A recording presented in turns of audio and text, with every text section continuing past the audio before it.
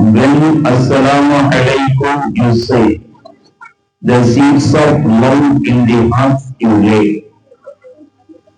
எப்பொழுது உன்னுடைய சகோதரனுக்கு சலாமை சொல்லுகிறாயோ அப்பொழுது அவனுடைய உள்ளத்திலே அன்பு என்ற விதையை விதைத்து விட்டாய் என்று நபிமொழியின் கருத்தை நமக்கு கற்றுத் தருகிறார்கள். நமக்கு மத்தியிலே அன்பு அதிகமாக வேண்டுமானால் ஒருவருக்கொருவர் சலாம் சொல்ல வேண்டும். சலாம் சொல்ல வேண்டும் என்பதில்லை, சலாமை பரத்த வேண்டும். அடிக்கடி சலாம் சொல்ல வேண்டும்.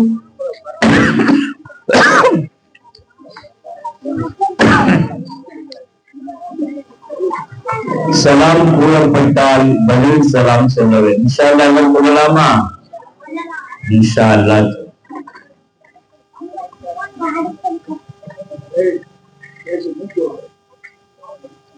மூச்சு விடுங்க, அவர் மூச்சு விடக்கூடாதுன்னு சொல்லிட்டாரு. மூச்சு விடணும், மூச்சு விட்டாம இருக்க முடியாது.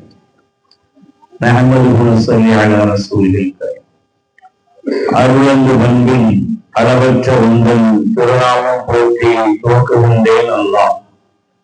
நிறையுடைய வாழ்வழித்து நடுநிலத்தை காப்பதற்கு மறையளித்த இறைவனுக்கு மாபெரும் புகழனை.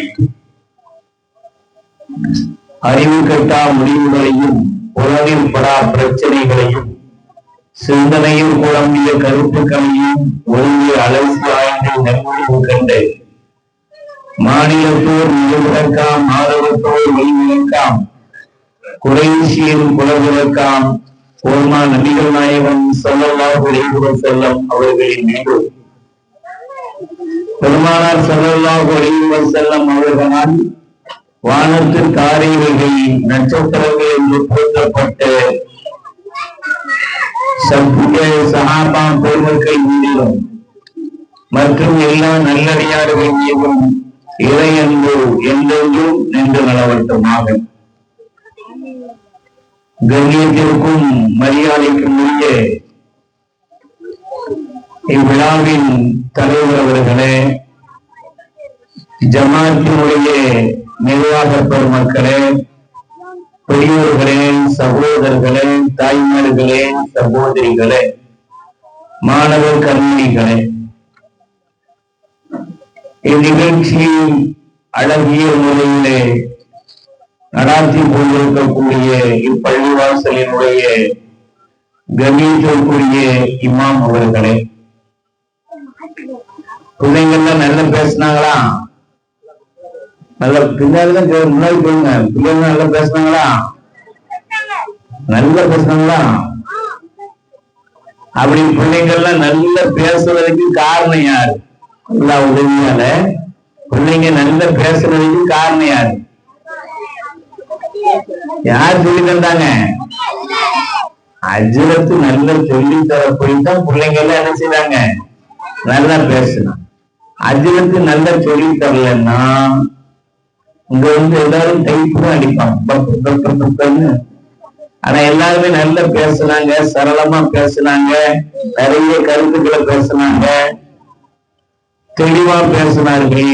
அதுக்கெல்லாம் அஜ்ரத்துடைய பெரிய முயற்சி, அவங்க கொடுத்த பயிற்சி, பெற்றோர்கள் கொடுத்த ஆர்வம், அவர்கள் செய்த துஆ, அதுதான் நம்முடைய மழலைகள் அற்புதமான முறையிலே நம் காதிலே தேன் பாய்வது போல அருமையாக பேசினார்.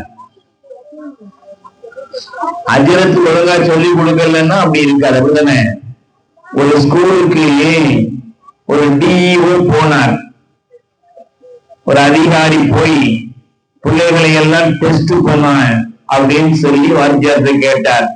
வாத்தியார், ஓகே, தாராளமாக பண்ணுங்க, என் பிள்ளைகள்கிட்ட எது கேட்டாலும் தான் தான் தான் சொல்லுவான் அப்படின்னு சொல்லி வாத்தியார் சொன்னார். உடனே அந்த டிஇஓ அதிகாரி ஒரு ஆம்பளை பையனை எழுப்பி, தம்பி, ஒரு 5-6 பழங்களினுடைய பேரை சொல்லு. பழங்கள் இருக்குல்லப்பா, அந்த பழங்கள்ல ஒரு 5 பேரை சொல்லு அப்படின்னு சொல்லி கேட்டார். அந்த பையன் எழுச்சி வாயை பயம், கொய்யா பயம், மாம்பயம், திராட்சை பயம், பலா பயம் அப்படின்னு பயம் பயம் பயம்தானே அப்படின்னு சொல்லி அவர் ஆடி போயிட்டார். சரி, ஆம்பளை பையன் எப்பவுமே கொஞ்சம் அப்படித்தான் இருப்பான். பொம்பளை பிள்ளைங்க தான் ரொம்ப சுட்டியா இருப்பாங்க. அது ஒரு பையன் கேட்கிறாங்க, இந்த பொம்பளை பிள்ளை அதிகமான மார்க் எடுக்கிறாங்களே, நீ என்ன குறைய எடுக்கிறாங்கன்னா, மதிப்பெண்ணுன்னு தானே போட்டிருக்கு, மதிப்பு ஆண் தான் போட்டிருக்கு, அதனால அவங்களுக்கு தோத போயிருக்கான் மதிப்பெண்ணா. சரி, இந்த பையன் தான் அப்படி சொல்லிட்டானேன்னு சொல்லி ஒரு பொம்பளை பிள்ளைகிட்ட, ஏமா நீ ஒரு 5-6 பழங்களுடைய பேரை சொல்ல,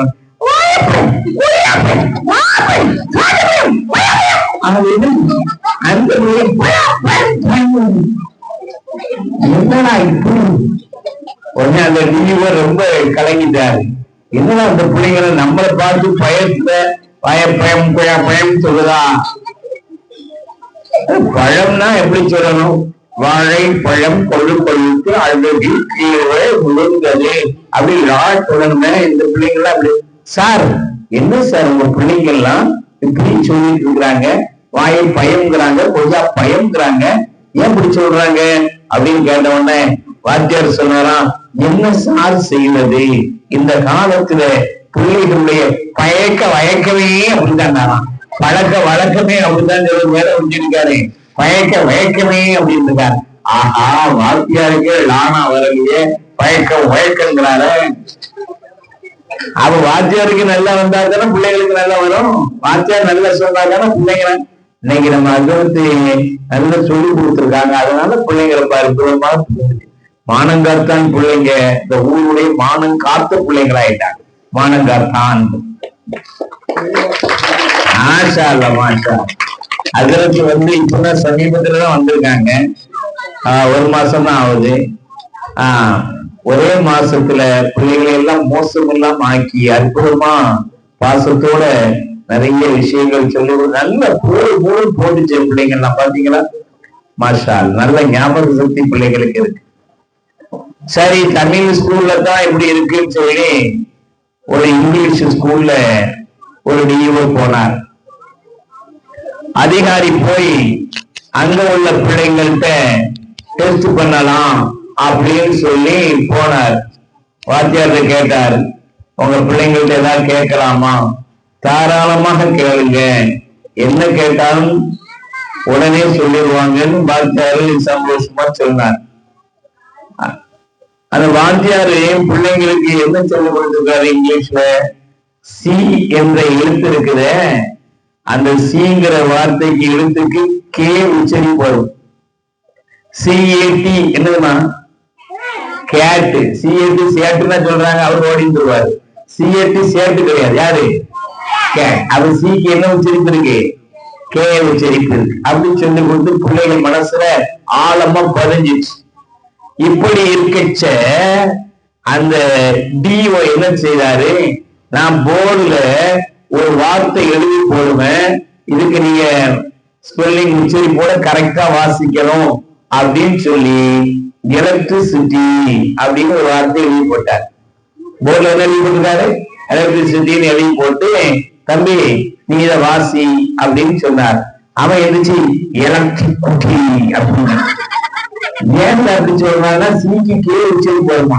அவர் சொல்லி கொடுத்த ஒரு 15 எலக்ட்ரிக் குட்டி அப்படின்னா இவன் குட்டி போடுவான், சரி வர. நீ பொறுத்த பிள்ளை பொம்பளை பிள்ளை நல்ல திறமையான பிள்ளை, நீ எந்திரிச்சு வாசிமா அந்த மொழியும் குட்டி போட்டுச்சு.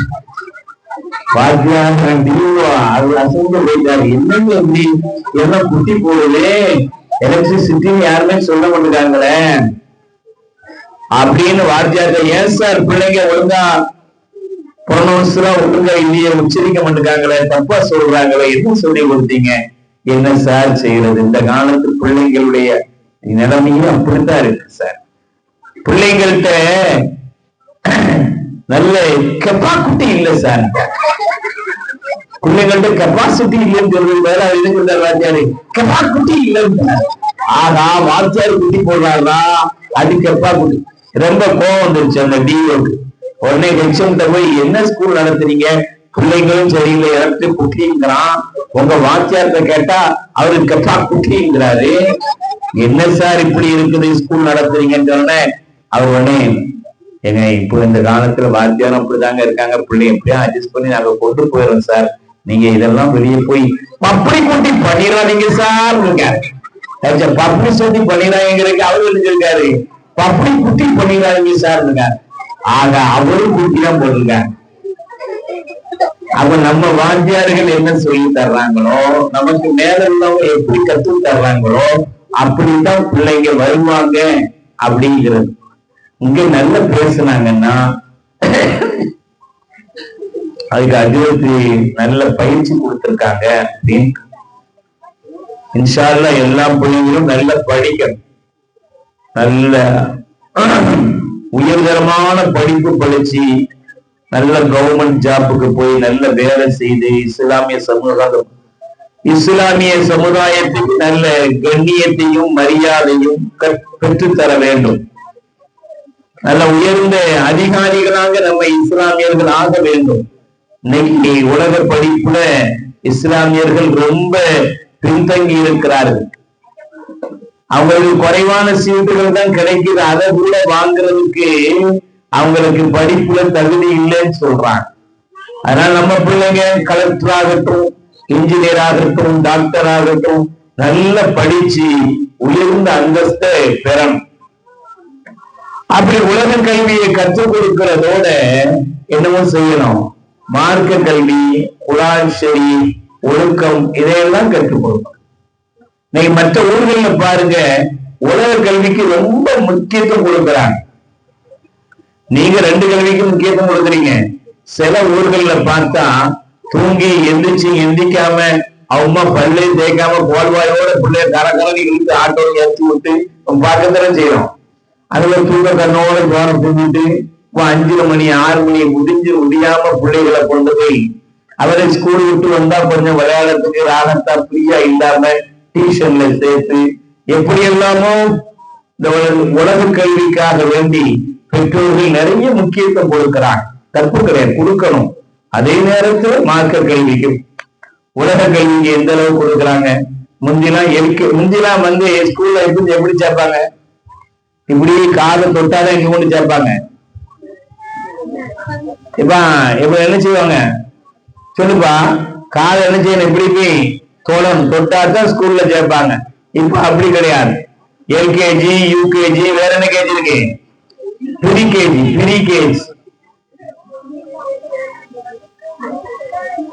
இப்படி பல கேஜிகள் வச்சு சின்ன பிள்ளையெல்லாம் கொண்டு போய் ஸ்கூல்ல விடுறாங்க. தப்பு கிடையாது. ஒரு சின்ன பிள்ளைய அப்படித்தான் ப்ரீ கேஜில கொண்டு போய் விட்டுருக்காங்க.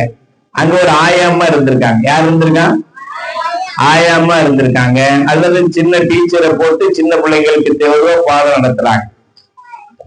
அவங்க அந்த எல்கேஜி சின்ன பிள்ளைங்களுக்கு படிச்சு கொடுக்கும் போது போர்டுல எழுதி போட்டு, பிள்ளைங்களா நான் சொல்றது அப்படி சொல்லணும் என்ன அப்படின்னு கேட்டிருக்காங்க.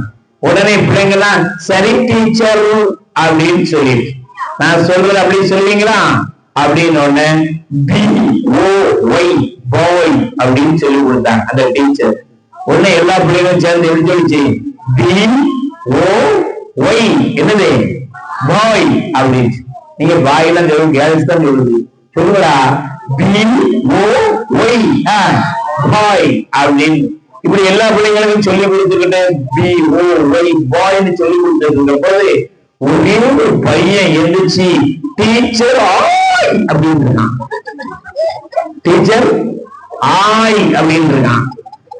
அந்த அம்மா அவங்க சொன்னவர் புரிஞ்சிக்காம, நோ ஆய் நோமா BOY பாய், டீச்சர் ஆய் ஆய் நோமா BOY பாய், டீச்சர் ஆய் நோமா BOY. இப்படி இந்த பாயின்னு டீச்சர் சொல்லி கொடுத்து அவன் ஆயின்னு சொல்லி பார்த்தான். கடைசியில அந்த ஸ்கூலையே கக்க போயிட்டான்.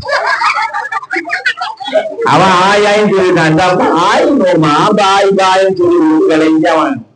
இப்படி ஆய் போறவங்களுக்கு எல்லாம் பாய் சொல்லி கொடுக்குறாங்க. தப்பு கிடையாது, நல்லா படிக்கணும். இன்ஷா அல்லாஹ் அது சின்ன வயசுலயே படிக்கிற மாதிரி நம்ம அந்த பிள்ளைங்களுக்கெல்லாம் மார்க்க கல்விய, மார்க்க உணர்வை, நல்ல ஒழுக்கத்தை அந்த குழந்தைகளுக்கு போதிச்சு வீட்டுக்கும் நாட்டுக்கும் நல்ல பேர் வாங்கி தர்ற மாதிரி பிள்ளைகளாக நம்ம மாற்றணும். அதற்கு முதல்ல தாய்மார்கள் சீராகணும். அவங்க வீட்டுல தன்னுடைய வீட்டை நல்ல விதமா மார்க்க நறுமணம் கமலக்கூடிய இடமா மாத்தணும். சொர்க்கத்தினுடைய தென்றல் வரக்கூடிய வீசக்கூடிய இடமாக நம்முடைய இல்லத்தை இல்லத்தரசிகள் ஆக்க வேண்டும். பாருங்கள், துருக்கியில ஒரு 3 வயசு பிள்ளைங்க, 3 வயசு பிள்ளை குர்ஆன் ஷரீஃப அப்படி பெரிய பெரிய சூறாக்களை எல்லாம் மனப்பாடமா ஓடுது. 3 வயசு பிள்ளை பிறந்த அப்பதான் சின்ன வயசுலயே குர்ஆன் ஷரீஃப்ல பெரிய பெரிய சூறாவை ஓடுது. மதரசாவுக்கு போகல, குர்ஆன பார்க்கல, அது எப்படி அவ்வளவு பெருசா ஓடுதுன்னு ஆய்வு செய்து பார்த்த போது அந்த குழந்தையுடைய தாய் வயிற்றிலே சுமக்கிற பொழுது, கர்ப்பியை சுமந்து கொண்டிருக்கிற பொழுது, அந்த நேரத்தில் அந்த தாய் அந்த சூறாக்களை, குர்ஆன் ஷரீஃபினுடைய சூறாக்களை அவள் ஓதிக்கொண்டே இருந்திருக்கிறாள். தாய் குர்ஆன் ஷரீஃபை ஓதிக்கிட்டே இருந்திருக்கிறாள். குழந்தை கருவறைகளில் கேட்டு வைக்கிறது. வெளியே வந்தவுடன் மனப்பாடமாக ஒப்பிக்கிறார். இன்னைக்கு தாய்மார்கள் வீட்டுல டிவியை பார்த்துக்கிட்டு சீரியல்லையே சீரியஸா இருந்துகிட்டு, அந்த காலத்துல மாத்திரை கொடுத்தா சாமு சாப்பின்னு கொடுப்பானா. சாமு சாப்பின்னா என்னது?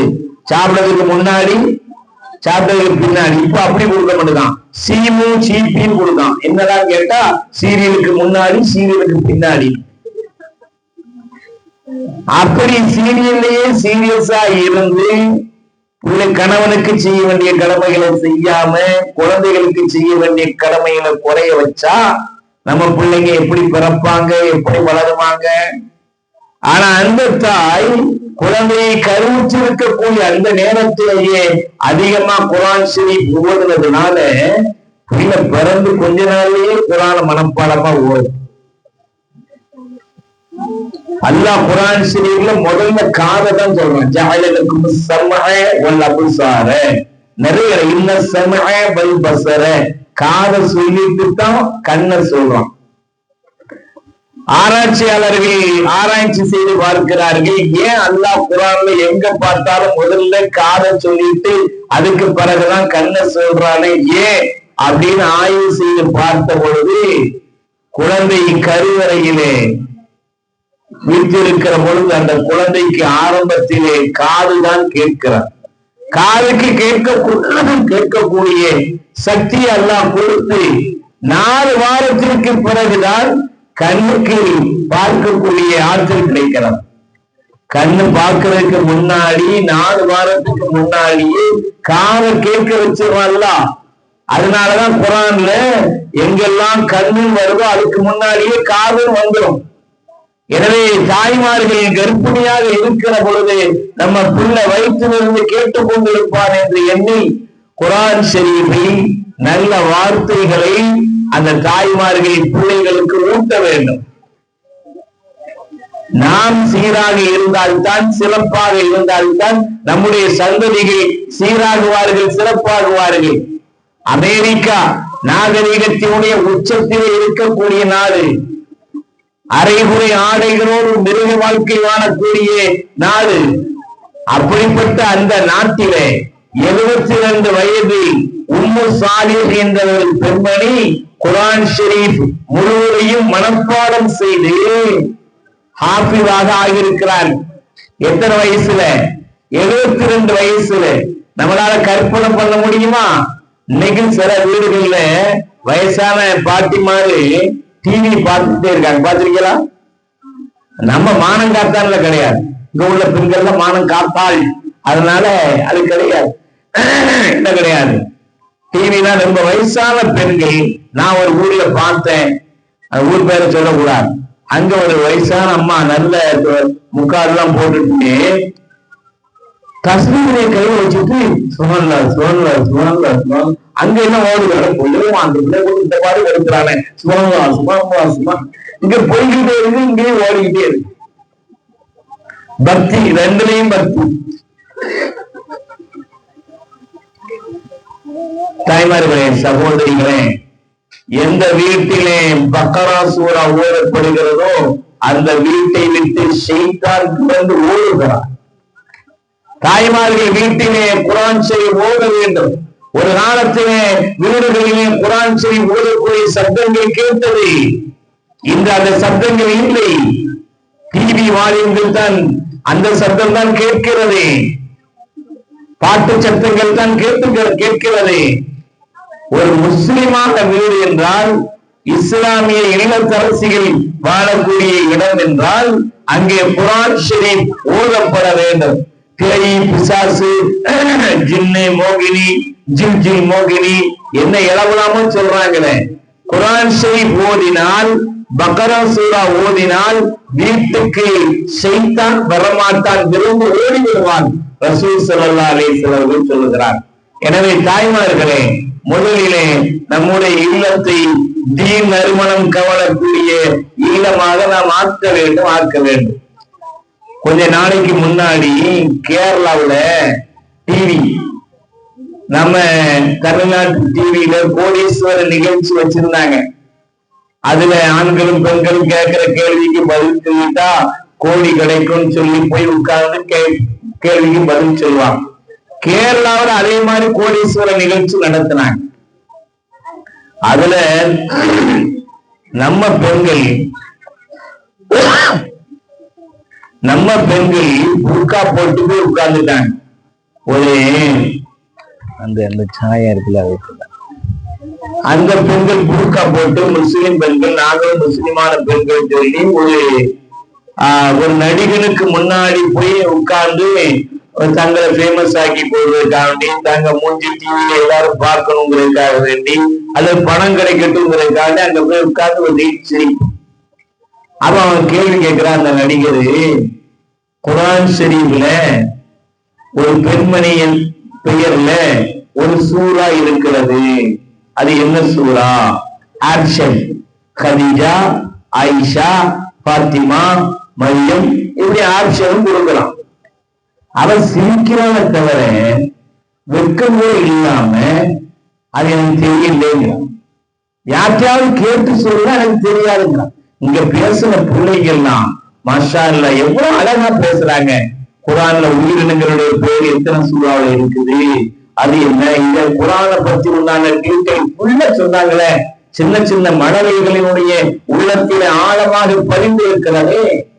அந்த பெண்ணிட்ட குர்ஆன் ஷரீஃப்ல வரக்கூடிய ஒரே ஒரு பெண்மணியினுடைய பெயர் என்ன கேட்டா தெரியல, இனிக்கிறா. அதுக்கு பிறகு அந்த நடிகனே சொல்லுகிறார், குர்ஆன் ஷரீஃபில் மரியம் என்ற ஒரே ஒரு பெண்ணினுடைய பெயர் மாத்திரம்தான் சுமார் 36 இடங்கள் கிட்ட வருது. அந்த பேர்ல ஒரு சூறாவே இருக்குது. மாற்று மதத்தை சார்ந்த ஒரு நடிகன் சொல்லிக் கொடுக்கிறான். நம்ம முஸ்லிமான பொம்பளைக்கு தெரியல, அடிப்படை புரியல. என்ன புர்கா, என்ன முஸ்லிம், அடிப்படை விஷயங்கள் கூட தெரியாமல் எத்தனை தாய்மார்கள் இன்று இருக்கிறார்கள். ஆனால் நம்முடைய ஊரை எல்லாம் பாதுகாத்தான். சிறு வயதிலேயே நம்ம பிள்ளைகளுக்கு எவ்வளவு அழகான அருமையான குர்ஆன் ஷரீஃபுடைய போதனைகள், விளக்கங்கள் எல்லாம் சொல்லித்தரப்படுகிறது. அதனால முதல்ல தாய்மார்கள் வீட்டிலே குர்ஆன் ஷரீஃபை ஓதணும். நம்ம பிள்ளைகளுடைய காதில் அது விழ வைக்கணும். நாமும் பிள்ளைகள் குர்ஆன் ஷரீஃப் ஓத சொல்லி கேட்கணும். வீட்டுல நல்ல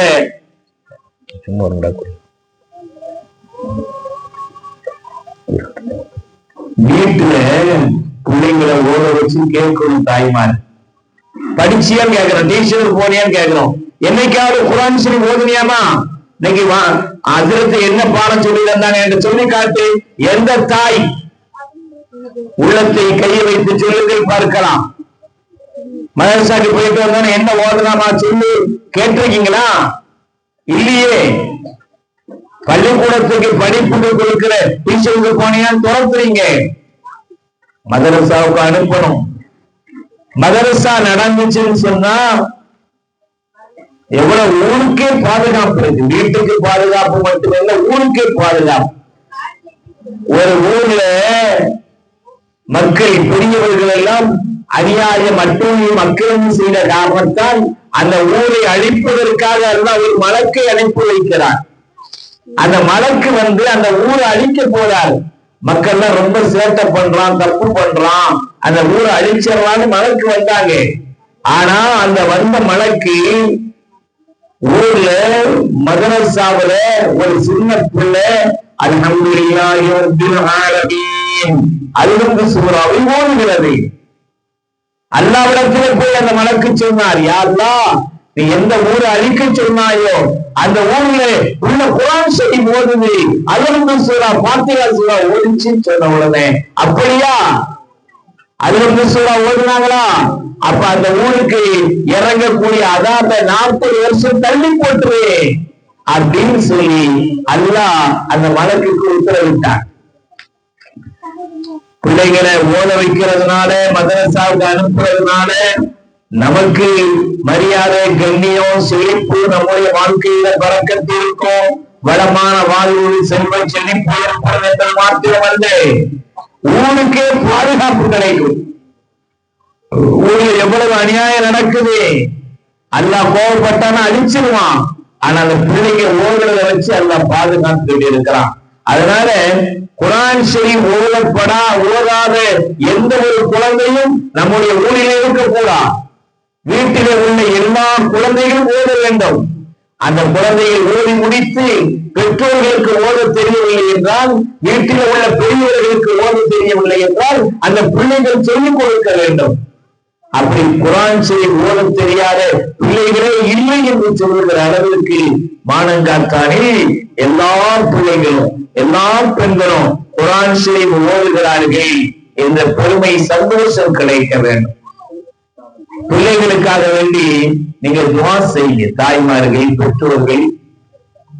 அல்லாஹ் குர்ஆன் ஷரீஃப்ல சொல்றான், இன்னைக்கு எத்தனையோ பேர் இரத்த கண்ணீர் வடிக்கிறார்கள், மாப்பிள்ளை சரியில்லை, சில ஆடவர்கள் என் மனைவி சரியில்லைன்னு சொல்றாங்க, என் பிள்ளை என் பேச்சை கேட்கிறது இல்லை, மதிக்கிறது இல்லை, காசு தருவது இல்லை.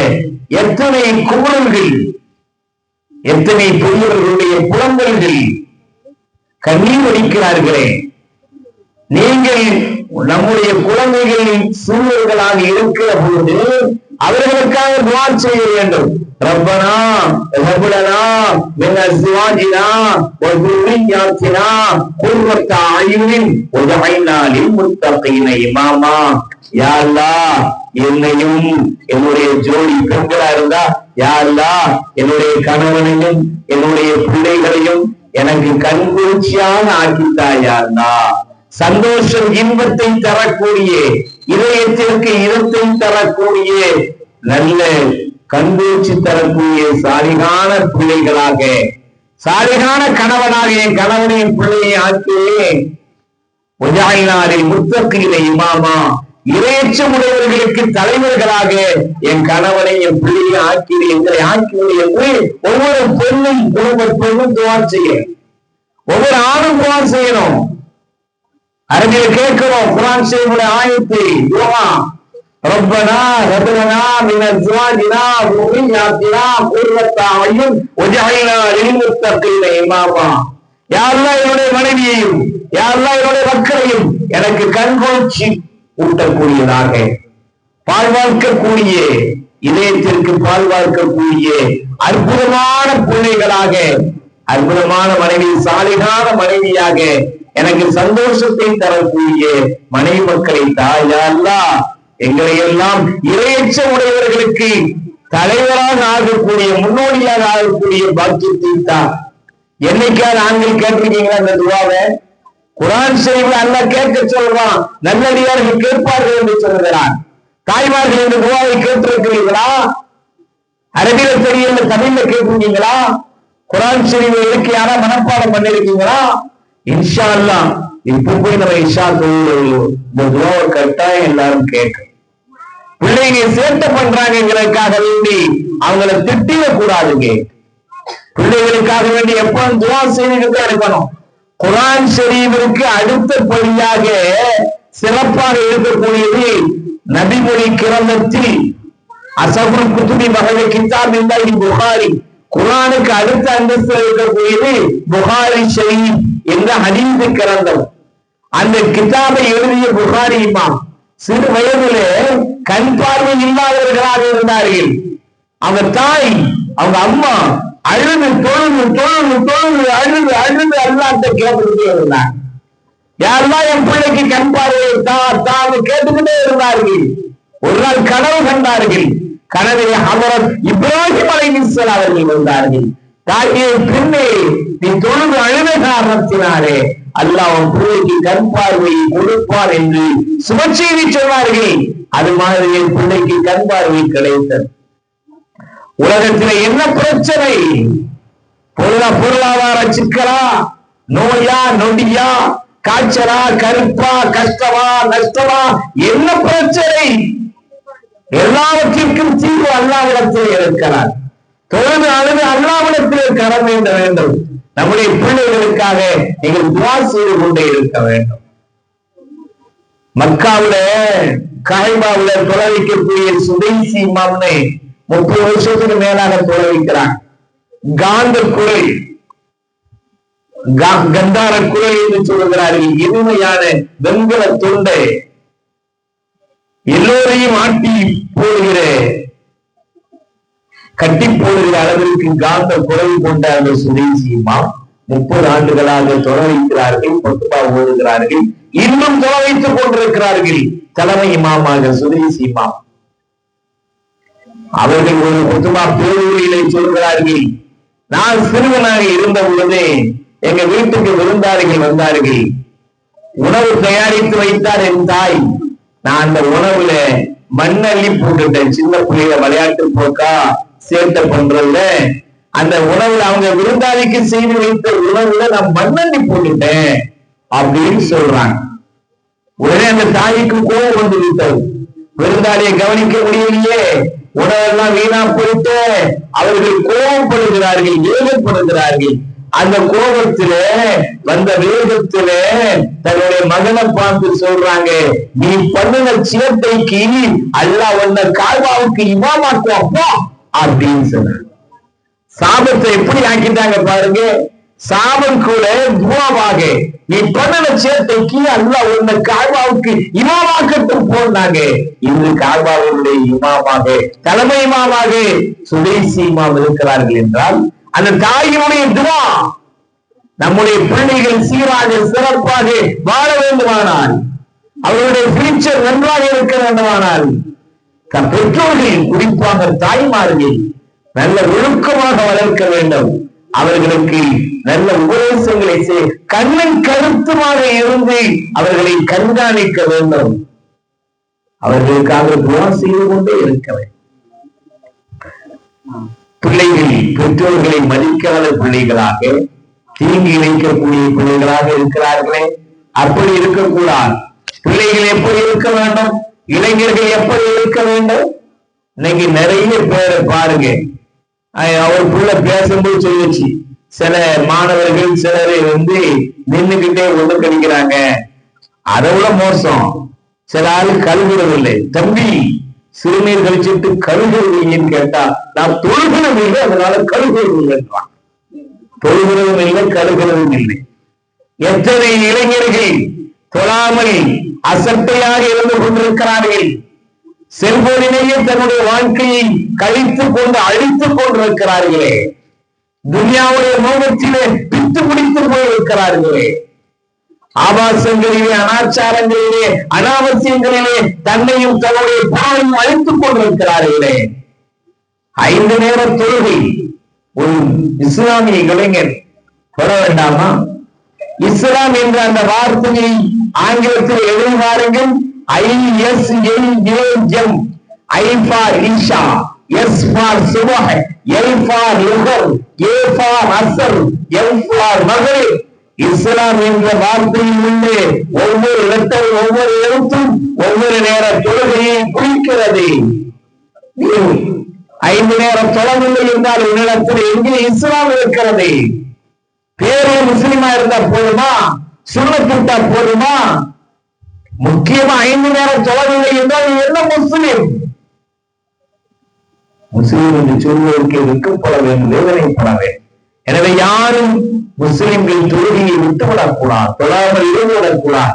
அதனால் வீட்டுக்கும் ஊருக்கும் முசீபத்து தான். குறிப்பாக தாய்மார்களே, நீங்கள் 5 நேரமும் கட்டாயமாக தொழுகையாகி இன்னொரு தொழவும். தாய்மார்கள் வீட்டிலே தொழுது துவா செய்து கொண்டே இருக்க வேண்டும். அன்னை பாத்திமா நாயகி ரலியல்லாஹு தஆலா அவர்கள் மீது தாய்மார்களுக்கு அதிகம் பற்றும் பாசமும் மதிப்பும் மரியாதையும் உண்டு. பாத்திமா நாயகிக்காக வேண்டி அதிகம் துவா செய்வார்கள் பெண்கள். அப்படி வெறுமனே துவா செய்தால் மாத்திரம் காணாது, பாத்திமா ஓதினால் மாத்திரம் காணாது.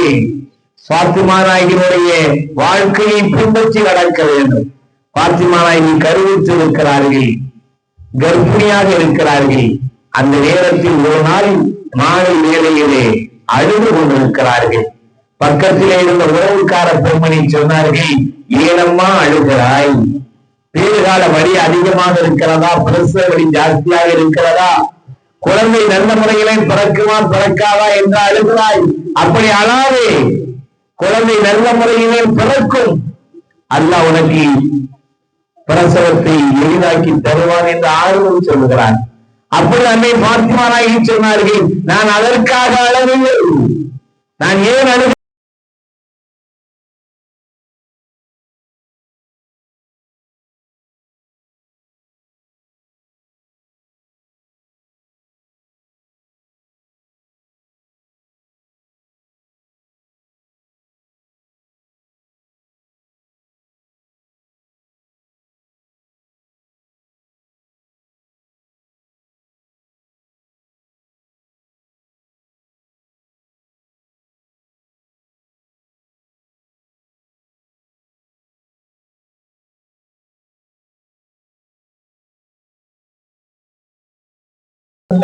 கதா கூட ஏற்றாக்கவோ இல்லை. ஆனால் இன்று தாய்மார்கள் வெளியூருக்கு செல்கிறோம், எத்தனை தொழுகை போய் விடுகிறது. வீட்டில் இருந்து கொண்டு அசட்டையாக எத்தனை தொழுகைகளை விட்டு விடுகிறோம். கல்யாண வீட்டிற்கு போனால் எத்தனை தொழுகைகள் போய் விடுகிறது. அல்லாஹ் பாதுகாக்கிறது. தொழுகை என்பது நமக்கு உயிர் மூச்சு. கடைசி சொட்டு ரத்தம் இருக்கிற வரைக்கும் நாம் தொழுகையை விட்டுவிடக் கூடாது. பெரியோர்களே, தாய்மார்களே, பாத்திமா நாயகியுடைய வாழ்க்கை வரலாறு தாய்மார்களுக்கு மிகப்பெரிய பாடம். அன்னை பாத்திமா நாயகி ரலியல்லாஹு தஆலா அவர்களுடைய வீட்டிற்கு ரசூலுல்லாஹ் வந்தார்கள். தன்னுடைய மகளாரை பார்ப்பதற்கு வந்தார்கள். ஈரக்குல துண்டு என்று வர்ணிக்கப்படக்கூடிய அளவுக்கு உலகத்திலேயே ரசூலுல்லாஹ்வுக்கு அதிகமாக பாசம், நேசம், அன்பு காட்டக்கூடிய ரசூலுல்லாஹ் காட்டக்கூடியது பாத்திமா நாயகி மேலத்தான். அவ்வளவு பாசத்திற்குரிய பாத்திமா மகளை பார்ப்பதற்கு வீட்டிற்கு வந்தார்கள். வீட்டிலே மகனார் இருக்கிறார்கள், ஆனால் மருமகனை காணவில்லை. எங்கே என் மருமகன்?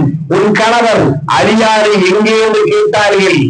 அப்போ பாத்திமா மகனார் சொன்னாங்க, இல்லவாப்பா, இல்லத்தா, எனக்கும் அவருக்கும் சேர்ந்த வாய் தகராறு, என் மேல கோவிச்சுட்டு அவங்க போயிட்டாங்க அப்படின்னு சொன்னாங்க. எங்க போனார்? மருமகனை காணலையே சொல்லி மாமா தேடி போறாங்க.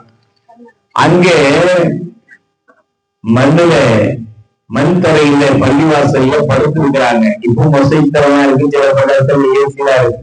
ஒரு மொழியாட்டு ஏசி போடுறதுன்னா அவர் நம்மள ஏசி போட்டாரு, சும்மா கிடையாது. அந்த காலத்துல மண் தரையில படுத்திருக்கிறார்கள். அறிவியல் இல்லாத ரசூலை தேடி வந்து பார்த்து மருமகளை கோரியா பாத்துரா மண்ணின் தந்தையை எழுதுங்கள் என்று சொல்லி சமாதானப்படுத்தி அவரை வீட்டிற்கு கொண்டு வந்து மகளோடு இணைத்து விட்டு தன்னுடைய மகளாரை அழைத்து சொல்கிறார்கள், யா பாத்திமா, உன் மாப்பிள்ள கூட சண்டையா? வாய் தகராறா? நீ கொஞ்சம் எக்ஸ்ட்ரா பேசிட்டியா? வாய் விட்டுட்டியா? மாப்பிள்ளையோட மனசு நோகுடிச்சிட்டியா? இதோப்பா என் ஈரக்குலை துண்டு, சொர்க்கத்து பெண்களுக்கு எல்லாம் தலைவியே பாத்திமாவே, லவ் முத்தி கபல அந்தரா அலிஜன் லமுஸல்லி அலைக்கி. இதே நிலையில் அலி ரலியல்லாஹு தஆலா அவர்களுடைய கணவன் மீது கோபமுற்று இருக்கக்கூடிய நிலையில், உன் கணவன் உன் மீது கோபமாக இருக்கக்கூடிய நிலையில் நீ மௌத்தா இருந்தால் உன்னுடைய ஜனாசா தொழுகையை நான் வைத்திருக்க மாட்டேன், உனக்காக பாவமன்னிப்பு கேட்டு வைக்க மாட்டேன். ஊரில் உள்ள நைவஞ்சகர்கள், முனாபிக்குகள், அநியாயக்காரர்கள், பாவிகளுக்கெல்லாம் பரிந்துரை செய்து ஜனாசா தொழ வைத்த ரசூலுல்லாஹ் தான் மகளை பார்த்து, நீ மாப்பிள்ளைட்ட மனசு நோக்கும்படியா நீ மூத்தானவன் ஜனாசால தொழ வைக்க மாட்டேன். கணவனுடைய மனவேதனைக்கு எந்த பெண்ணும் ஆளாகி விடக்கூடாது. பிரச்சனைகள் இல்லாத வீடு கிடையாது.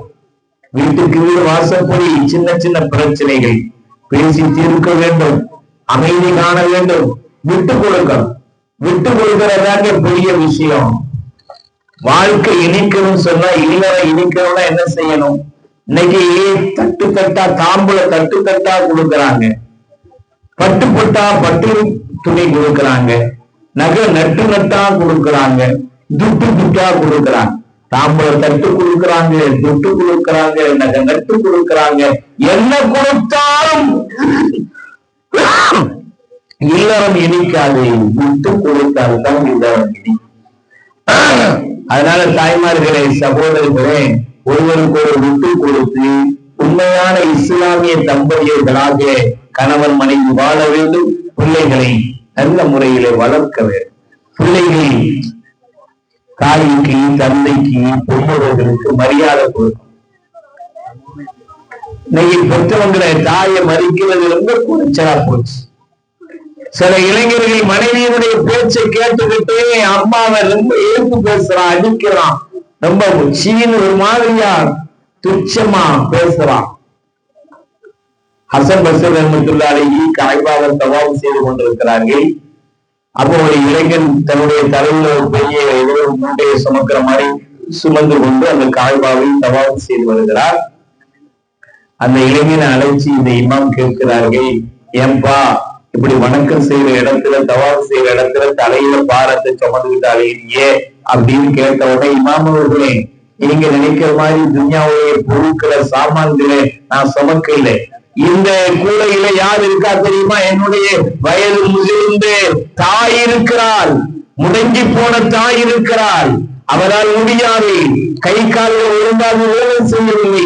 அப்படிப்பட்ட என்னுடைய தாய்க்கும் ஹஜ்ஜுடைய பாக்கியம் கிடைக்க வேண்டும் என்பதற்காக, அவரும் தவாபு செய்து நன்மையை பெற வேண்டும் என்பதற்காக என்னுடைய தாயை இந்த கூடையிலே வைத்து நான் காய்பாவை சுத்தி வருகிறேன் என்று அந்த இளைஞர் சொன்ன பொழுது புன்னடித்து போனார்கள், நெஞ்சு நெகிழ்ந்து போனார்கள் அந்த இமாம் அவர்கள். எப்பா தம்பி, ஒரு அற்புதமான காரியம் செய், உன் தாய்க்கு எவ்வளவு பெரிய பாக்கியம் செய் என்றாலும், சகோதரனே, இளைஞனை நன்றாக விளங்கிக் கொள். உன்னுடைய தாயை நீ தலைக்கு மேல சுமந்து கொண்டு உதயகிரியிலிருந்து அஸ்தகிரி வரை உலகம் முழுக்க நீ உன்னுடைய தாயை தலை மீது வைத்து சுற்றினாலும், சுற்றி வந்தாலும், உன் தாய் உன்னை பெற்றிருக்கிற போது, உன் தாயினுடைய வயிற்றிலிருந்து நீ வெளியே வருகிற போது கொஞ்சம் உணர்ந்து வைப்பாயே, கொஞ்சம் துறந்து வைப்பாயே. அப்பொழுது அந்த தாய் பட்டிருப்பாரு வேதனை, அந்த வேதனைக்கு ஈடாக இணையாக உலகத்திலே எந்த கஷ்டமும் கிடையாது. உலகம் முழுக்க தலைவரை வச்சு சுற்றினாலும் தாய்க்கு ஈடாக எதுவுமே வர.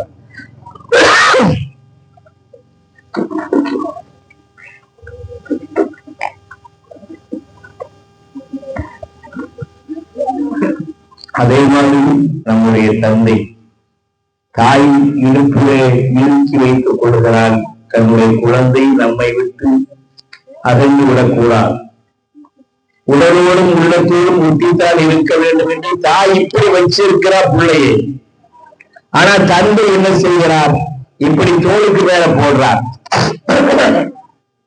தோளுக்கு மேல போட்டு, மகனே, நான் பார்க்காத இந்த உலகத்தை நீ பார், எனக்கு பின்னால் இன்ஷா அல்லாஹ் நீ சீரும் சிறப்புமாக வாழ் என்று உலகத்தை அறிமுகப்படுத்துகிறார் தந்தை, அடையாளம் காட்டுகிறார். தன்னுடைய பிள்ளைகள் நறுமணம் பூச வேண்டும் என்பதற்காக அவர் நாட்டுத்திலே வேலை பார்க்கிறார். தன்னுடைய இரத்தத்தை எல்லாம் வேர்வையாக சிந்தி உழைக்கிறார். தன்னுடைய குடும்பம் நன்றாக இருக்க வேண்டும், அவர்கள் உண்ண வேண்டும் என்பதற்காக இவர் பட்டினி கிடக்கிறார்.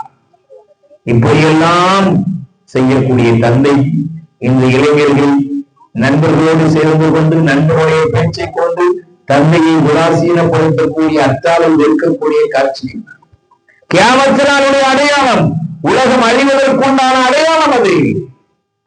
இளைஞர்கள் பெற்றோர்கள் தந்தையினுடைய துவாவுக்கு ஆளாக வேண்டும், அவர்களுடைய மனதை நோயினைப்படுத்திவிடக் கூடாது.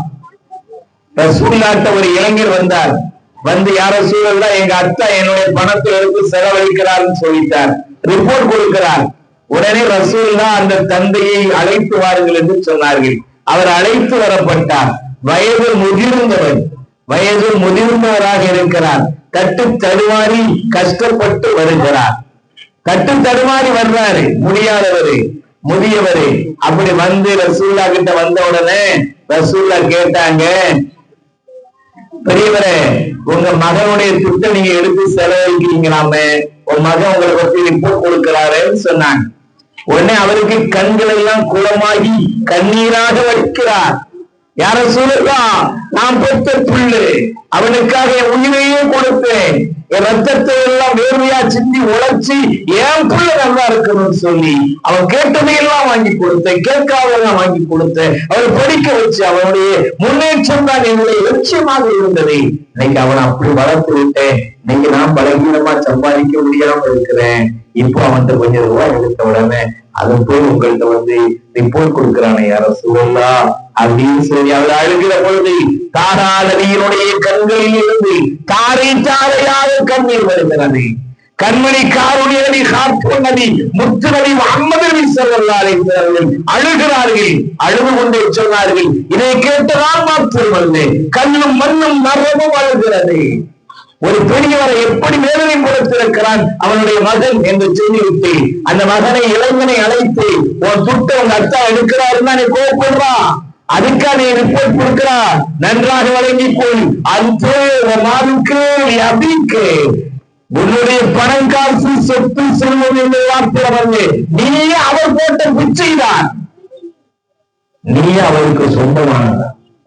தந்தையுடைய மனம் கலங்கும்படியாக நடந்து விடாது, கண்களில் கண்ணீர் வரும்படியாக நடந்து விடாது.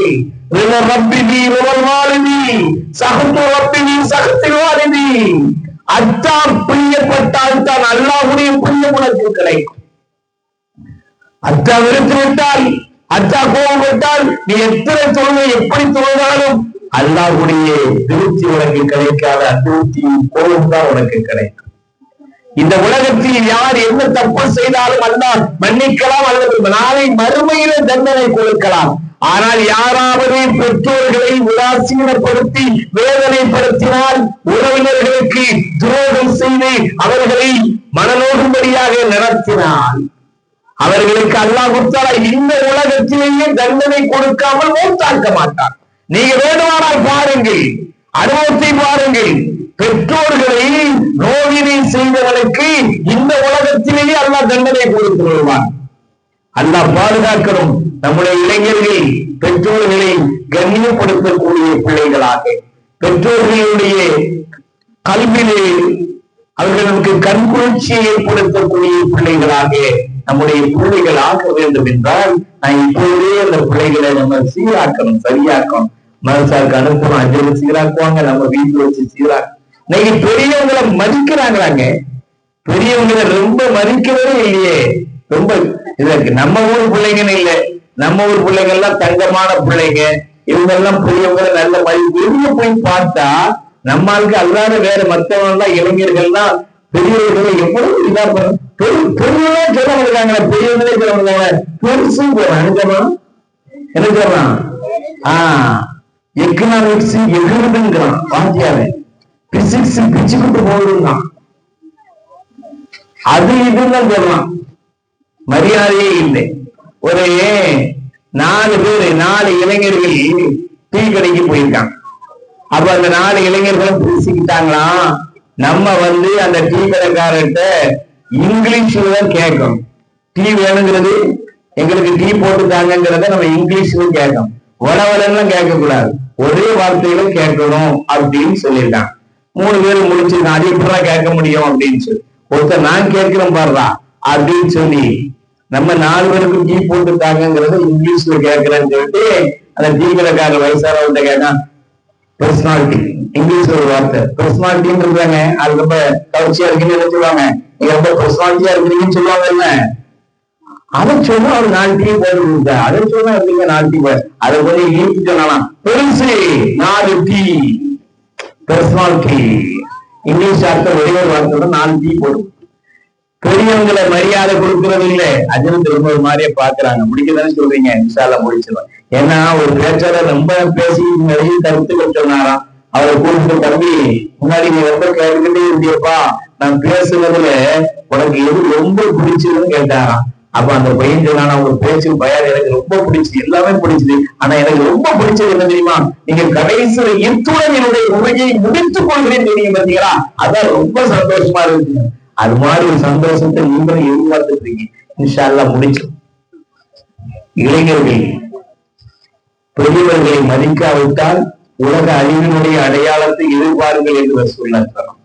பெரிய பெரிய சோதனை, சுனாமி வருதா, பூகம்பம் வருதா, பெரிய சோதனைகள் வருகிறதா, அதுக்கு காரணம் இளைஞர்கள் பெரியவர்களை மதிக்கிறது இல்லை, குறை சொல்றாங்க. பிக்தான்னு ஒருத்தர் இருந்தார், வில்லியம் மறுமொழிக்கு பிக்தான், மாற்று மத அறிஞர். அவரே பெரிய பெரிய மத போதகரா, பெரிய அறிஞரா, நிறைய நூல்களை எழுதுகிறவரா, பெரிய ஆளா இருந்தார். அவர் ஒரு தடவை ட்ரெயின்ல போய்கிட்டு இருக்கும் போது ஒரு ஆள் ஒரு ஸ்டேஷன்ல இறங்கி கை காலை கழுகுறான். அப்ப 2 பேரும் பேசிக்கிட்டு, அந்த முஸ்லிம்கள் பள்ளிவாசலுமே ஒழிச்சு போவாங்கல்ல, அது மாதிரி கையை காலை கழுவிட்டு இருக்காங்க. இது கேட்டவன அவரு என்ன சொன்னீங்க, இல்ல முஸ்லிம்கள் பள்ளிவாசலுக்குள்ள எவ்வளவு சுத்தமா விட்டு குளிச்சுட்டு போனாலும் பள்ளிவாசல்கள் ஒழி செய்வாங்க, அப்படிதான் கை காலம். அப்படியா, முஸ்லிம்கள் சுத்தத்திற்கு அவ்வளவு மரியாதை கொடுக்குறாங்களா, தான் எவ்வளவு சுத்தமா குளிச்சு இருந்தாலும் தொழிலுக்கு முன்னாடி ஒழி செய்வாங்களா, ஒரு அனுபவமான பண்பு மற்ற எந்த மதத்தினர்களையும் எந்த ஆண்கள்டையும் பார்க்க முடியாத இது மாதிரி சுத்தத்திற்கு சுகாதாரத்திற்கு இஸ்லாம் கொடுக்கக்கூடிய முக்கியத்துவத்தை வேறு யாருமே கொடுக்கவில்லை அப்படின்னு இஸ்லாத்துக்கு மேல அவருக்கு ஒரு ஈர்ப்பு ஏற்படுகிறார். இப்படி இருக்கிறது. அவர் சில புத்தகங்களை எல்லாம் தொடர்ந்து படிக்கிறார். ஒரு நாள் தன்னுடைய வீட்டில் மாடியிலே நின்று அவர் புத்தகம் படித்துக் கொண்டிருக்கிற பொழுது கீழே ஒரு பெரியவரும் ஒரு வாலிபரும் பேசிக் கொண்டிருக்கிறார்கள். அப்படி பேசிக் கொண்டிருக்கிற பொழுது திடீர்னு அந்த பெரியவரை அந்த இளைஞனை பயங்கரமா திட்டுறாரு. அவன் மாற்றி திட்டுவான் இவர் எதிர்பார்த்தார். அவன் திட்டவே இல்லை, அமைதியா இருந்துட்டான். இவருக்கு ஆச்சரியம் தாங்க முடியல. வயசானாலும் திட்டிக்கிட்டே இருக்கிறாரு, இந்த இளைஞன் பொறுமையா கேட்டுக்கிட்டே இருக்காங்க. அப்படி தொடர்ந்து நடந்துகிட்டே இருக்கும்போது அந்த பெரியவருக்கு கோவம் வந்து வேகமா அந்த இளைஞனை ஒரு அடி அடிச்சுட்டாரு. அடிச்ச உடனே இவருக்கு பகீர் ஆயிடுச்சு. எந்த வயசான ஆளே தொட்டாத கீழே விழுந்துவாரு. அவரு போய் இந்த இளைஞனை நல்ல பலசாலி அடிச்சுட்டார. இவன் என்ன செய்யறான், திருப்பி அடிக்கிறவன் அப்படிவா அமைதியா இருக்கு. அவர் பெரியவருக்கு போயிட்டாரு. உடனே மாடியிலிருந்து கீழே இறங்கி வந்தாரு பிக்தால். அந்த இளைஞனை கூப்பிட்டு, என்னப்பா அந்த வயசான ஆளு உன்னை இவ்வளவு திட்டுனாரு, நீ அமைதியா இருக்கிறியே அப்படின்னு கேட்ட உடனே, எங்கள் தலைவர், இளைஞர்கள்லாம் சொல்லணும், யாரும் தலைவர்னு சொல்லணும், நடிகனை சொல்லக்கூடாது, அரசியல்வாதியை சொல்லக்கூடாது, கிரிக்கெட் வீரனை சொல்லக்கூடாது. எங்களுடைய ஒரே ரோல் மாடல், உலகத்தினுடைய ஒரே சக்கரவர்த்தி, ஒரே தலைவர், ஈருலக தலைவர், கண்மணி காவுனி நபி, ஹாத்தமுன் நபி, முத்து நபி, முஹம்மது நபி ஸல்லல்லாஹு அலைஹி வஸல்லம், அவங்கதான் எங்க தலைவர். அந்த தலைவர் சொல்லி இருக்கிறாங்க, இன்னலி சாஹிபில் ஹக்கி மகாலா, யாராவது கடன் தந்திருந்தா அவங்க பேசுனா நீங்க கேட்டுக்கிட்டுதான் இருக்கணும், நீங்க அவங்க பேசுறதுக்கு உரிமை இருக்குன்னு சொல்லி ரசூலுல்லாஹ் சொன்னாங்க. நான் அவர்கிட்ட கடன் வாங்கியிருக்கேன், அதனால திட்டுனாரு, நான் பொறுத்துக்கிட்டேன். சரிப்பா, அவர் அடிச்சார, திருப்பி அடிக்கலையே. எங்க ரசூலுல்லாஹ் சொன்னாங்க, லைஸ மின்னா மர்லம் இரஹம் ஸகீரனா வலம் யன்கிர் கபீரனா, சிறியவர்களுக்கு அன்பு காட்டாதவனும் பெரியவர்களை மதிக்காதவனும் உண்மை முஸ்லிம் அல்ல, நம்மை சார்ந்தவன் இல்லைன்னு சொல்லியிருக்காங்க எங்க ரசூலுல்லாஹ். அதனால அதனால நான் அந்த பெண்களுக்கு முக்கியத்துவம் கொடுத்து அவர் அடிச்சாலும் பட்டுக்கிட்டேன்னு சொன்ன உடனே அந்த வில்லியும் மறுபடியும் வித்தால் என்று மிகப்பெரிய அறிஞர் இந்த காலத்துல இப்படி ஒரு இளைஞனா, பெற்றோர்கள் சொன்னாலும் கேட்காதே, ஆசிரியர்கள் சொன்னாலும் கட்டுப்படாத ஒருவன் 1000 ஆண்டுகளுக்கு முன்னால் பெரியவர்களுக்கு கண்ணியம் கொடுக்க வேண்டும் என்று சொன்னேன் ஒரு நபியினுடைய வார்த்தையை ஏற்றி இவன் பெரியவருக்கு மரியாதை கொடுத்திருக்கிறான் என்றால் அவ்வளவு உயிரோட்டமான வார்த்தைக்கு சொந்தக்காரர் உத்தமர் அவர்தான் இறைவனுடைய தூதராக இருக்க முடியும், அவர் கொண்டு வந்த மார்க்கம் தான் உண்மையாக இருக்க முடியும் என்று சொல்லி அந்த வில்லியம் மறுமொழிக்கு விட்டால் முஸ்லிமாக மாறினார் என்று மாத்திரமில்லை, தன்னுடைய பேரை முகம்மது விட்டால் என்று மாற்றினார் மாத்திரமில்லை, முதலாக ஆங்கிலத்திலே குரானுக்கு மொழிபெயர்ப்பு செய்தவர் அந்த முகம்மது வித்தால் தான். ஆங்கிலத்திலே குரானுக்கு மொழிபெயர்ப்பு செய்தவர் முதலிலே அந்த முகம்மது வித்தால். இளைஞர்களே, உங்களுடைய நடவடிக்கைகள், உங்களுடைய நற்பண்புகள், உங்களுடைய நற்குணங்கள், நீங்கள் பெற்றோரை மதிப்பது, பெரியவர்களுக்கு முக்கியத்துவம் கொடுப்பது, இது மாதிரியான உங்களுடைய காரியங்கள் எல்லாம் மாற்றாரை இஸ்லாத்தின் பக்கமாக ஈர்த்து வந்துவிடும். எனவே இளைஞர்கள் நல்ல நற்குணம் உள்ளவர்களாக, நல்ல குணம் உள்ளவர்களாக வாழ வேண்டும், வளர வேண்டும். அது பெற்றோர்களை களத்திலே இருக்கிறது. பெற்றோர்கள் சிறு வயதிலேயே நம்முடைய பிள்ளைகளை அப்படி வளர்க்க வேண்டும். நம்ம பிள்ளை வெளியே போறான், அது மட்டும் தெரியாது, என் பிள்ளை எங்க போனாலும் வந்துருவான். எப்படி வர்றான்? போனானா அது மாதிரி ஈமானோட வர்றானா, போனானா அதோட கற்போட வர்றானா பார்க்கணும். வெளியே யார் போய் என்ன செய்யறான், யார் கூட சேர்றான், மெயினான விஷயம் அவர் நண்பன் யாருங்கிறத கவனிக்கணும். எல்லா பெற்றோர்களும் கவனிக்கணும். என் பிள்ளை எவ்வளவு தங்கமா இருந்தாலும் அவன் சேர்க்க சரியில்லைன்னா மோசமா போயிடுவான். Tell me your friend, I will tell you are who.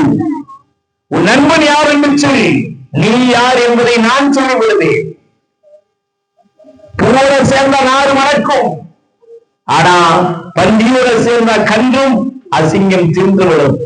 நம்முடைய பிள்ளைங்க யார் கூட சேர்றாங்க, நல்ல சேர்க்கையா, நல்ல புரண்டா, அதை கவனிங்க. நம்ம பிள்ளைங்க என்ன விளையாட்டு விளையாடுறாங்க. இன்னைக்கு எல்லாம் பிள்ளைங்க செல்லுல கேம் விளையாடி லட்சக்கணக்கா நஷ்டமாயி, எத்தனை பிள்ளைங்க கேம் விளையாடி தற்கொலை பண்ணி, தேவையில்லாத விளையாட்டுகள், எவ்வளவு பெரிய பிரச்சனைகள். பிள்ளைங்களுக்கு செல்ல கொடுக்குறீங்க, செல்லத்தை கொடுக்குறீங்க, செல்வத்தை கொடுக்குறீங்க, ஆனா ஈமான கொடுக்கல, தீன கொடுக்கல. பிள்ளைங்க எப்படி போடுறாங்க? அப்துல்லா முகஃபர் என்ற சஹாபி ரோட்ல போறாங்க, அவங்க சொந்தக்கார போய் விளையாடிக்கிட்டு இருக்கான், கல்லு வச்சு விளையாடுறான். அவங்க சொல்றாங்க, இப்படி கல்லு போட்டு விளையாடக்கூடாதுப்பா, யாரு கல்லையாவது பற்றும், யாரு பகலியாவது பற்றும், ரசூலுல்லாஹ் தடுப்புக்காக விளையாடாது. திரும்பி வர்றாங்க, அதே விளையாட்டு விளையாடி கொண்டிருக்கிறார்கள். சொன்னார்கள், நான் தடுப்பு கேட்கல, பரவாயில்லை, ஆனா ரசூலுல்லாஹ் இந்த விளையாட்டை விளையாடக்கூடாதுன்னு சொன்ன பிறகு நீ விளையாடுனியே, உன் உறவே தேவையில்லை, நான் கல்வி முக்காப்பதா, உன் உறவே தேவையில்லைன்னு சொன்னான். மார்க்கத்தில் அங்கீகாரம் இருக்கிறதா, செய்திக்கு அனுமதி தருகிறதா? இந்த விளையாட்டுல விளையாடினாலும் யாருக்கும் இடையூறு தரக்கூடிய விளையாட்டுகளை நம்முடைய பிள்ளைகள் விளையாடக்கூடாது. காசை கடியாக்கக்கூடிய சூதாட்ட விளையாட்டுகளை விளையாடிவிடக்கூடாது. ஆபாசமான காரியங்களில் ஈடுபட்டு விடக்கூடாது. பிள்ளைகள் விஷயத்திலே கண்ணும் கருத்துமாக இருக்க வேண்டும். அதுவும் குறிப்பாக இது கலிகாலம், மோசமான காலம். நம்முடைய பெண்மக்களை நாம் வெளியே அனுப்புவதாக இருந்தால் அவர்களை பக்குவப்படுத்தி பண்படுத்தி அவர்களுடைய உள்ளத்திலே தீனை, மார்க்கத்தை, ஈமானை நல்ல உறுதியாக ஆக்கி அந்த பெண் குழந்தை, நம்முடைய மகள் வெளியே போனால் ஈமானோடு திரும்பி வர வேண்டும், கேட்போடு திரும்பி வர வேண்டும். அப்படியானால் தான் நாம் வெளியே அனுப்ப வேண்டும். அப்படிப்பட்ட அளவுக்கு நம்முடைய பிள்ளைகளுக்கு பயிற்சி கொடுக்க வேண்டும். ஆக பெரியவர்களே, சகோதரர்களே, தாய்மார்களே, சகோதரிகளே, நம்முடைய ஊர் சின்ன ஊராக இருந்தாலும் நல்ல ஈமானுடைய நறுமணம் கமலக்கூடிய நம்முடைய பிள்ளைகள் எல்லாம் அற்புதமாக மார்க்க விஷயங்களை நம்மிடத்தில் எடுத்து சொல்லக்கூடிய அளவிற்கு ஒரு திறமையான உஸ்தாது, ஒரு ஆசிரியர், இமாம் நமக்கு கிடைத்திருக்கிறார். அவரை நன்றாக பயன்படுத்திக் கொள்ள வேண்டும். நம்முடைய பிள்ளைகளை இதே மாதிரி இஸ்லாமிய கலாச்சாரத்திலே கடைசி வரைக்கும் வளர்க்க வேண்டும். பெண்கள் வீட்டிலே குர்ஆன் ஷரீஃப் ஓத வேண்டும், தொழ வேண்டும்.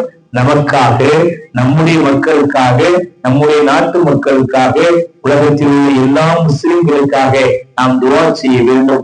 எல்லாம் வல்ல அல்லாஹ் ஜல்லஷானஹு வ தஆலா நமக்கு சரியான சுகத்தையும் நீடித்த ஆயுளையும் மன அமைதியும் நிம்மதியையும் பொருளாதாரத்திலே பரக்கத்தை தந்து ஜகாத் கொடுத்து ஹஜ் உம்ரா செய்து எல்லா விதமான பாக்கியங்களையும் பெற்று இந்த உலகத்திலே நல்வாழ்வு வாழ்ந்து கபருடைய வேதனை இல்லாமல் நரக வேதனை இல்லாமல் இன்று இங்கே இப்பொழுது நாம் எப்படி ஒன்று சேர்ந்திருக்கிறோமோ இது மாதிரி நாளை மறுமை பொருள் சேர்ந்த உயர்வான சோழவரியில் நபி ஸல்லல்லாஹு அலைஹி வஸல்லம் அவர்களோடு மற்ற நபிமார்களோடு நாதாக்களோடு இமாம்களோடு அவுலியாக்களோடு உறவினர்களோடு நாம் பொருள் சேர்ந்த உயர்வான சோழவரியிலே சந்தோஷமாக ஒன்று கூடி இருப்பதற்கு அல்லாஹ் பொறுமை செய்வானாக.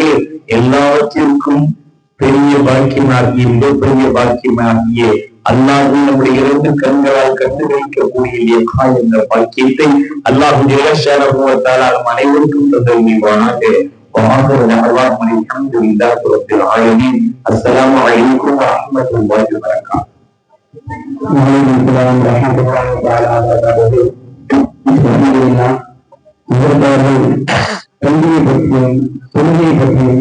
இளைஞர்கள் எப்படி இருக்க வேண்டும், பெற்றோரிடம் எப்படி நடந்து கொள்ள வேண்டும் என்கிற பல விஷயங்கள் நமக்கு சொல்லிக் கொண்டிருக்கிறார்கள்.